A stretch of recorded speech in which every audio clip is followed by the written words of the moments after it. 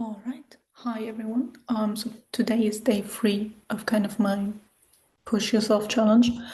And I've seen that, some people are watching it, so I'm glad that you do, and I hope I'm not wasting too much of your time. So for today, I actually prepared some content, which is mainly talking about what I want to try to achieve during my undergrad years. So it's essentially just exploring an idea and then figuring out if that idea is actually feasible, whether I can go on and, produce maybe a workflow around this idea during my master's or PhD or whatever educational opportunity I get to. So instead of boring slides, I thought we can go old school. I just drew out the workflow. It's pretty simple, and it is actually the workflow that also got me into the Harvard undergrad startup venture program, which is expensive. And personally, I don't know why people would sign up for it.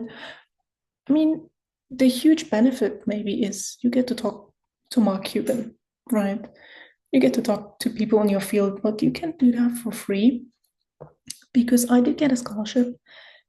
It was not enough to cover the remaining 3K. Yeah. And it was, I think, 6-week program, something around that. So the program in itself is very prestigious. Sure, I get that. Probably amazing if you can afford it. I didn't want to do that because at that time I was also already working for YC startup. So why bother paying 3K for the same experience that I got for myself? Anyways, that is not the topic of today's discussion. It is this graph.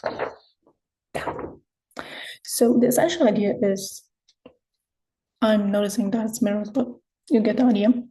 You start from a cell, let's assume that's a skin cell, right? You go from your skin cell with modern tech. You can produce it into what we call a human-induced pluripotent stem cell. It's called iPSCs for short. And the thing is, with these pluripotent stem cells, we can take on other forms of cells. So if we look at our graph, there was recently an MIT study that was able to convert this into neuron cells, right? So I think they were able to increase the amount of cells produced through these stem cells by a huge factor. If I find the research paper, I'll probably link it below. But this proves that the idea is feasible. If you have your neurons, right, you can now use it to either produce different subtypes of neurons, right? So if you want, for instance, to study dementia patients, right, ex vivo, so that means you're studying outside of a patient's body of an organism, you can do that with the workflow. So what you'll be doing is you create out of a skin cell, stem cell, and then going to a neuron cell. What you could be doing then is, maybe split the amount of neuron cells that you have, which is a lot because getting skin cells, getting samples from the patient that you may be kind of like trying to understand research, sounds weird, research about, you can get a lot of samples, right? So you have your neurons based off the patient's genetic material. Now, what you can try to do is create disease conditions in which these neurons behave. So for dementia, there are known proteins that cause dementia. One of them is called tau protein, and I think the other one, I forgot the name to be fair, but they're proteins, you get the point. And these proteins are degrading proteins. So they're kind of like a complex. They lure around the neuron and then you start losing the neurons. And that's what's kind of causing dementia. And so the idea is you can just study that ex vivo, see how that works out. Maybe, try out some disease pathways that you've been speculating. It works and it's pretty safe and also cost efficient because it's not inside a patient. You're not doing animal studies. And I think the animal studies in the US alone, because they're kind of the biggest market, and they're still producing most research that goes into animal studies. and then into the clinical trials for medications. So they spend every year, I think, around $36 billion. I will also try to find the number, link it down below, so I'm not just talking out of my mind. And I forgot where I was. Yeah, I was talking about research.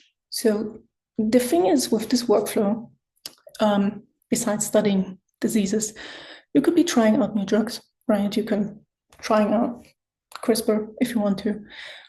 You could try out maybe existing drugs, see how they work on that patient's neurons. You can do quite a lot of things. And the thing is, I think also the FDA approved a couple of years ago, maybe last year, that these studies that you get from stem cells are relevant enough to be included in kind of like your package you send to the FDA for drugs. Again, I will search it up. So I'm not just saying stuff that is highly, inaccurate. And so that's the whole idea. It sounds easy, but you have a lot of hurdles on the way. It starts off how many cells do you want to convert? How many can you convert per patient? Is there a lab that can actually work around this workflow? Is this workflow solid? We don't know that because startups now, I don't know if they're doing that, right? Maybe they don't get a lot of media coverage, so I don't know about them. They could be doing that, but in a sense, it's difficult to do, specifically in wet lab. From my experience, from what I've seen in wet labs, is you could be doing the same thing 5 times in a row and still get 5 different results. So even if you would do this workflow in a lab, chances are still high that you can't really stimulate in vivo, so that means in organism, in vivo phases, in vivo kind of like kind of like the stuff that happens in the body. That's not possible to replicate currently. You don't have enough data, I think, that you can gather from these petri dishes to say confidently, we want to move on for this patient with this therapy XYZ. And you also have legal burdens, right? So I don't think it's possible to run one clinical trial for one patient, but you could try to run this workflow for a subgroup of patients who, might express some genetic difference, for instance, in a cancer that they all kind of share in a similar region. So you could be saying, well, if you want to tackle this disease pathway, it will actually work for these patients because they have a similar genetic composition of their tumor. But I don't know. But that's what I kind of want to know, whether that's possible or not. And for that reason, I've built the software for this other class that I'm taking at the Technical University of Munich. Yep, I think I might present that tomorrow, depending whether I have the time or not. But for today, that's it. And yeah, I guess thank you for watching. I hope I didn't waste your time again. Bye.